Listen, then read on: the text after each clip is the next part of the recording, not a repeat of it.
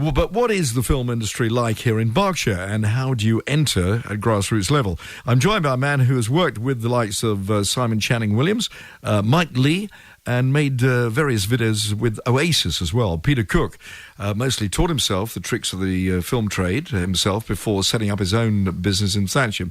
And he joins me now. Hello, Peter. Hello, nice to be here. Known as Dudley, that's right, isn't it? That's right, Because yes. Peter Cooke and Dudley Moore. Absolutely. Yeah. You didn't know Brian Forbes at all? No, not personally. No. I suppose it would have been a different era. You're slightly younger, I guess, really, isn't it? Yeah. But the film industry that you are involved with, really, is sort of corporate stuff? Is that what more on the corporate side of things, yeah. Promotional videos and training sort of videos for companies. Yeah. Do you have to keep up to date with all the new technology that comes out? Absolutely. It's a very difficult thing, actually, because there's so much happening, with technology. It's moving so fast. But you certainly do have to keep your finger on the pulse. And some of these films that you have nowadays, you don't know if you're seeing the real thing or, I mean, all this imaging that they have now is incredible. Yes. I saw the Life of Pi the other day. Have you seen that film? I haven't actually seen it yet. No, that's my wife and I have promised ourselves we're going to see that. I didn't like it. Really? No, it's funny, it got loads of awards and everything. I found myself dozing off during it. And I was watching it in 3D as well. Oh, really? And I just found it really quite boring and laborious, to be honest with you.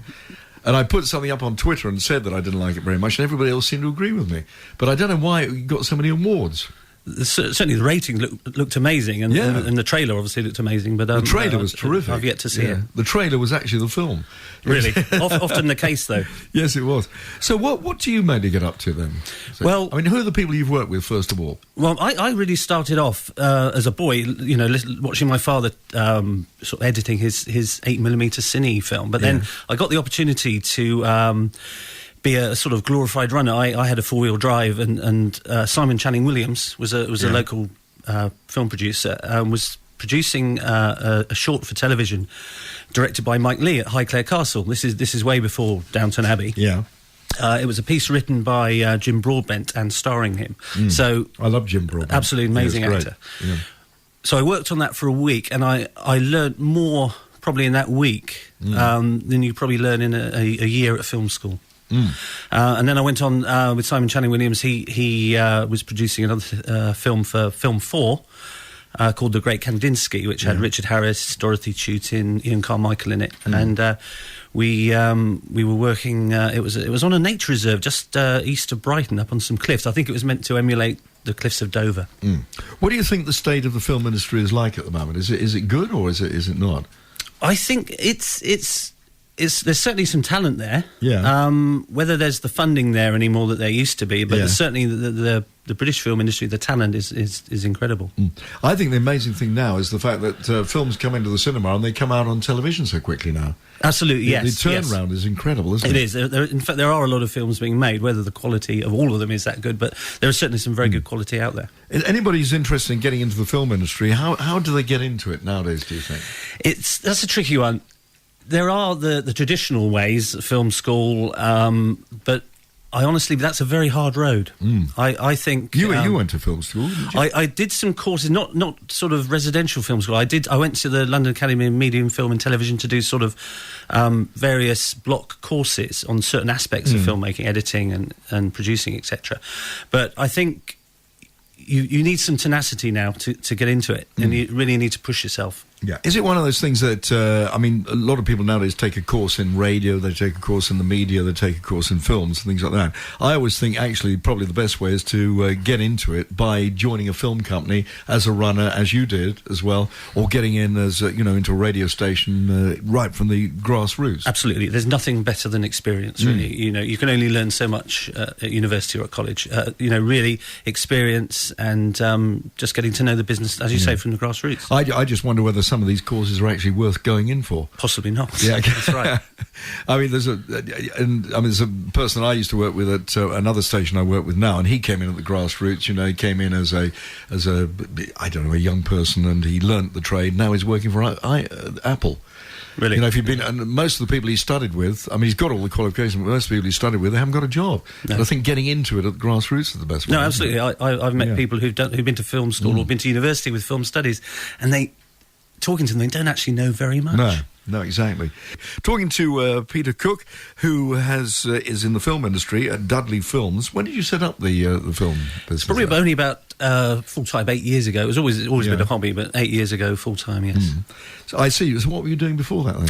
A multitude of things, actually. When I left school, I went to agriculture college, and I was in farming. Yeah. Farming, yes. Yep. But you prefer it in the film business? Absolutely. Yeah? So you're mainly doing corporate work now. Yes. So what does that involve? Is that a good business to get into? It is, especially nowadays. You know, people are becoming very aware now that to promote themselves, they need to be, active online with valuable content that actually engages people who are looking at their website. So video is really the future of that. Yeah.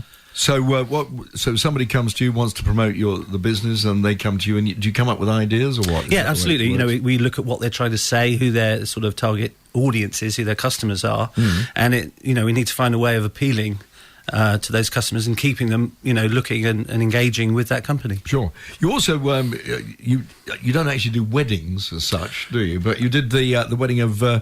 Tallulah Riley, is her name Tallulah Riley? Tallulah yes. Riley, yes. Yes. She was in that film that they said awful film, The Boat That Rocked, which I didn't particularly like and none of us who were in pirate radio particularly liked that film. I don't think because really? it didn't really. I don't know. It was such an important part of broadcasting pirate radio, and it portrayed it as something that was just crazy. Yes, and it wasn't like that. If it had been like that, we'd all still be out there. But so you filmed her wedding. I filmed her wedding. She got married at Skibo Castle in Scotland, where Madonna got married, and that was a very lavish affair, a very pleasant 3 days. How about Oasis then? I was lucky enough to be the assistant to the location manager on the Lila video shoot for Oasis. They filmed that was two locations, the Isle of Dogs and a round church in Hackney. Oh yes, but that was an amazing experience meeting them. Would you have you done any other pop videos at all? Or not? I've done some minor things. I don't know if you know the beatboxer Killer Keller. Yes. I filmed a gig for him and a couple of little pieces for his blog. Yeah. So he was fun to be with as well. So what is having with Dudleigh Films? That is basically you, isn't it? It is just me. If I do need any other crew, I bring in freelancers, but predominantly it's me. Yeah. So do you have your own cameras and things like that? I've got all my own cameras and sound kits and dolly jigs and everything. So how do you actually get work then? Do you have an agent that works for you? Or? I don't. I get 90% of my work through networking. Yeah. Talking to people. People like dealing with people. So what are you doing at the moment? Are you working on anything? What sort of things am I doing at the moment? I'm doing some promotions for a very, very exclusive day nursery. I'm doing work for a prominent orthopaedic implant company. I do a lot of work for them, mainly demonstrating their implants in surgical procedures, that sort of thing. And some smaller businesses as well. They just want to they're doing blogging, and they want to get videos on their blogs just to show a personal side to their business. How about, and I suppose YouTube actually probably is one of those things that you're involved with. Absolutely. As well, I encourage all my customers to use YouTube because it's owned by Google. It is a very, very powerful search engine, so they get videos on there, and it's a free way of advertising. Absolutely. As well, apart from anything else. You've never wanted to get into commercials or anything like that? I would like to. It's something for the future. Peter, thank you very much indeed for coming in and telling us all about it. And that's Peter Cooke, who sort of does promotional videos and things like that. Can anybody get in touch with you? They can. They can get me on my website, dudleighfilms.com. That's spelled differently, Dudleigh. Yep. Lovely. Peter, thank you very much indeed. Thank you. BBC Radio Berkshire.